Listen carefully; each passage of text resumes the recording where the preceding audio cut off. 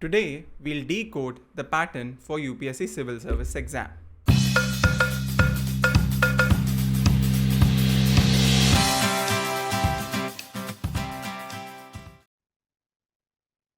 Welcome everyone.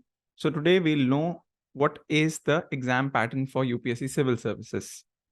Many students struggle initially and they take a lot of time to understand what is the exam pattern. And I've come across a lot of students who after starting the preparation are still not clear about the exam pattern overall. Hence, that is what we'll decipher today. So UPSC Civil Services exam is divided into three stages. Number one, preliminary stage. Number two, main stage. And number three is personality test or interview.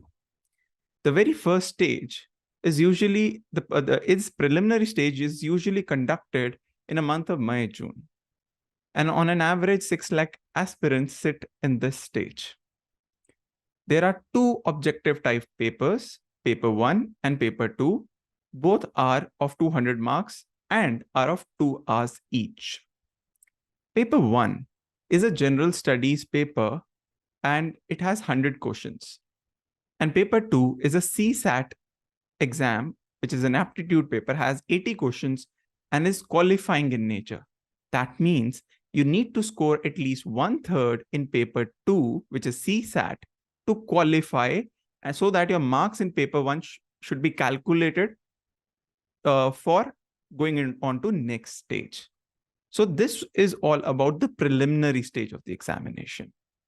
So tentatively after 3.5 months is the main stage. So only 12 to 13 times of advertised posts are shortlisted for main stage. For example, if 1,000 posts are declared for a particular year, only 12 to 13,000 people out of 5 to 6 lakh will be shortlisted for the main stage. That means 98% of the aspirants sitting in prelims exam are eliminated and only 2% tentatively will qualify for this stage. So in main stage, there are overall 9 papers and all the papers are subjective in nature, are subjective papers.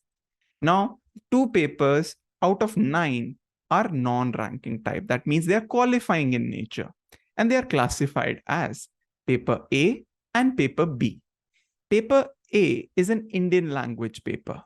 An aspirant can choose any Indian language listed in the 8th schedule as their paper A language, whereas paper B is an English language paper. So you need to score 25% marks in these 2 papers to qualify it, so that your remaining papers should be checked. Now, both these papers are of 300 marks, right? Moving on, the remaining 7 papers are of ranking type, means their marks will be calculated in the final calculation. Out of these 7 papers, paper 1 is essay and it is of 250 marks. Paper 2, 3, 4, and 5 are actually general studies, paper 1, 2, 3, and 4 respectively. And all these papers are of 250 marks each. Paper 6 and 7, out of these 7 papers are optional papers. So you have to write 2 papers in any one optional subject. I'm repeating, 2 papers in any one optional subject. So the total marks used for ranking in mains is 1750 marks of these 7 papers. So this, as I've already told, this main stage is conducted after nearly 3.5 months from preliminary exam, and the paper duration is around 8 to 10 days in which it is conducted. The final stage is the personality test or the interview stage. So overall, 2.5 to 3 times of advertised posts are shortlisted for UPSC interview. So that, for example, in a particular year, if there are 1,000 posts out of which declared, so 2,500 to 3,000 will be shortlisted for an interview.